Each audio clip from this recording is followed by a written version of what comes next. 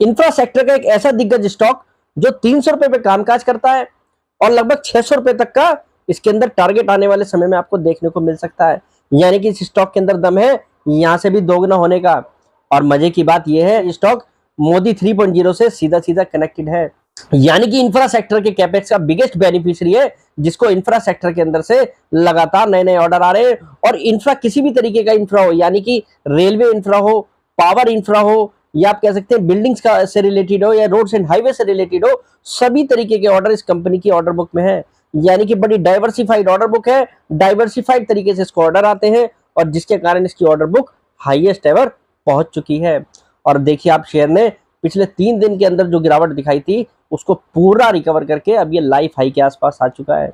और मजे की बात यह है राकेश झुनझुनवाला जैसे बिग इन्वेस्टर्स आज भी इस कंपनी के अंदर इन्वेस्टेड हैं। और ये कंपनी मैंने जैसा आपको बताया कि इंफ्रास्ट्रक्चर की तेजी का बिगेस्ट बेनिफिशियरी है। यानी कि मोदी 3.0 में इंफ्रास्ट्रक्चर के अंदर जो तेजी आएगी ये शेयर आपको बढ़ चढ़कर पार्टिसिपेशन करता दिख सकता है अपनी ऑर्डर बुक के दम पर। जानना चाहते हैं कंपनी का नाम? तो चलिए वीडियो को शुरू करते हैं। हेलो फ्रेंड्स, मैं Vipin Jain, founder of learn equity with Vipin Jain. Friends, सबसे पहले मैं आपको कंपनी का नाम बता देता हूं। कंपनी का नाम है एनसीसी, नागार्जुन कंस्ट्रक्शन कंपनी। जी हाँ, इंफ्रास्ट्रक्चर में कंपनी कामकाज करती है। कंपनी रोड्स एंड हाईवे बनाने का भी कारोबार करती है।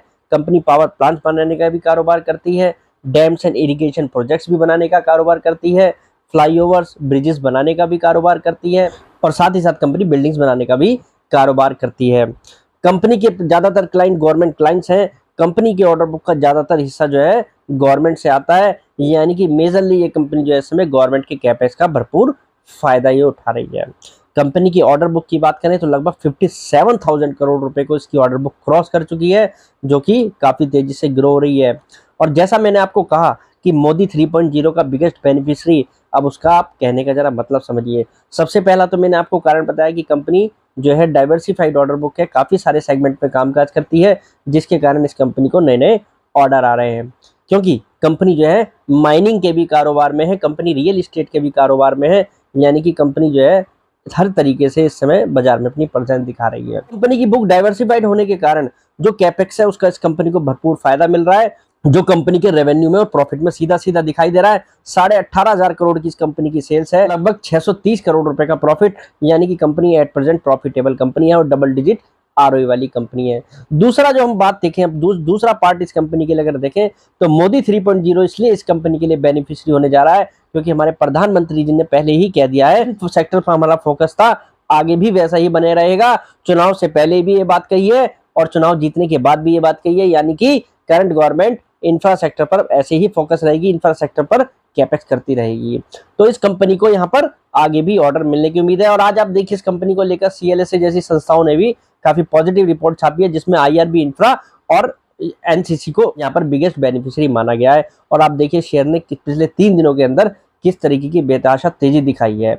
अब भी बात करें हम वैल्यूएशन की तो ये कंपनी एट प्रेजेंट लगभग 106 रुपए की बुक वैल्यू वाली कंपनी है, जो अभी भी 3 के मल्टीपल पे ट्रेड कर रही है। और मुख्य अगर आप बात देखें तो कंपनी 312 रुपए के प्राइस पे 3212 के प्राइस पर लगभग 19,600 करोड़ की मार्केट कैप एंजॉय कर रही है। अब जरा मैं आपको बताता हूं मैं कहना क्या चाह रहा हूं।